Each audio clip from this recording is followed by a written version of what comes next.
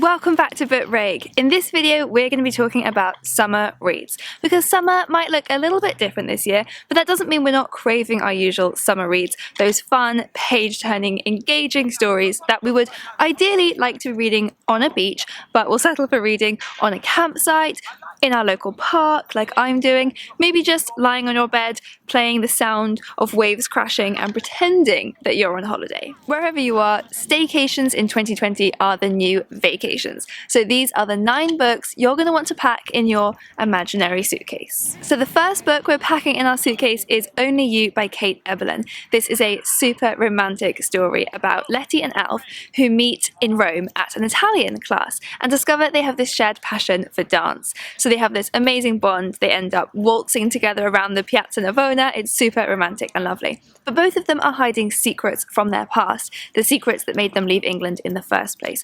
And when those secrets catch up with them, it's time for them to go home. Letty back to London and Alf back to Blackpool. And this book is about whether they will have to spend the rest of their lives apart or whether two people from such different worlds can find a way to be together. The next book we're bringing with us is It's Not All Downhill From Here by Terry Macmillan. So this is about a woman who is about to turn 68 and thinks that life is going pretty great. She's got a really good group of friends, she's got a husband she's still passionate about, and a thriving beauty business. But when she suffers an unexpected loss, it feels like her whole life has been turned upside down. And so she has to gather her friends around her to help her figure out what life is going to look like from now on and make sure that it's not all downhill from here. If you want something a bit darker, because holidays are sometimes the perfect time to read something a bit dark, then the next book for our suitcase is Summer Water by Sarah Moss. This one is actually set on a staycation. It's a bunch of families at a Scottish caravan park. And the book is set all over the course of one day and told from a bunch of different perspectives. We hear it from each character once before moving on, and the whole time it's really foreboding. We know that this one day is going to end in disaster. So through all of these different perspectives, we really get to feel tensions rising, and Sarah Moss is such a brilliant writer. Each of these characters feel so real, a lot of them pretty unlikable in different ways, and it's really page-turning stuff. And then, of course, we need a Michelle Frances. Michelle Frances is the queen of the summer psychological thriller about family dramas, and her latest book is called Sisters. So this one is about 2 sisters, obviously, who have never been close.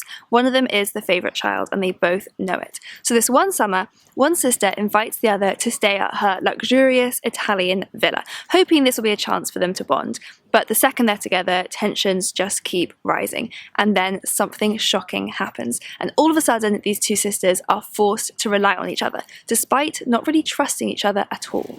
Next, The Black Flamingo by Dean Atter. This one's getting a lot of buzz, and one really cool, unusual thing about it is the whole book is written in verse. So this is a YA book about a black gay teenager reclaiming his identity and going off to university where he discovers a passion for drag. So he becomes this bold, fierce, fabulous drag artist called The Black Flamingo. So it's a really empowering book, but it's not all rosy. It also covers a lot of the harder, grittier sides of his experience. So the people who aren't supportive of him, the racism and homophobia that he faces, his own internalized racism and homophobia, but ultimately drag provides this wonderful, affirming form of escape for him. Next one, let's pack Sex and Vanity by Kevin Kwan, who's the author of Crazy Rich Asians. So this is about 2 people who meet on holiday and have an almost holiday fling, but our main character, Lucy, just keeps denying that she has feelings for him. But years later, they meet again when Lucy is with her fiancé, and all of those feelings just come straight back to the surface. So just like in Crazy Rich Asians, you get to live vicariously in all these amazingly privileged worlds, from Italian islands to the Hamptons to Lucy's fancy Fifth Avenue apartment.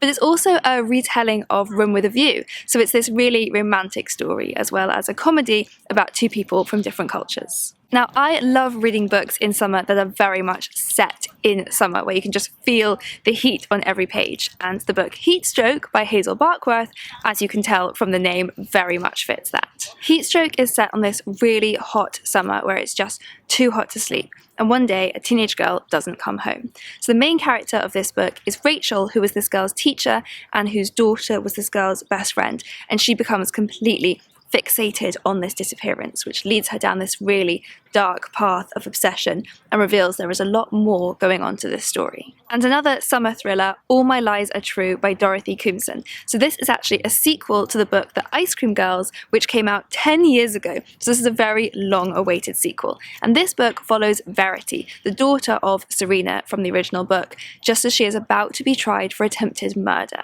And this book is just about lies after lies after lies within this family. It's really unputdownable stuff, but that also digs a lot deeper than your average psychological thriller. There is a lot being explored here. And finally, if you've been waiting for a staycation break to dive into some chunky sci-fi, now is the time to pre-order Doors of Eden by Adrian Tchaikovsky. It's coming out in August, so you can basically build your summer plans around that.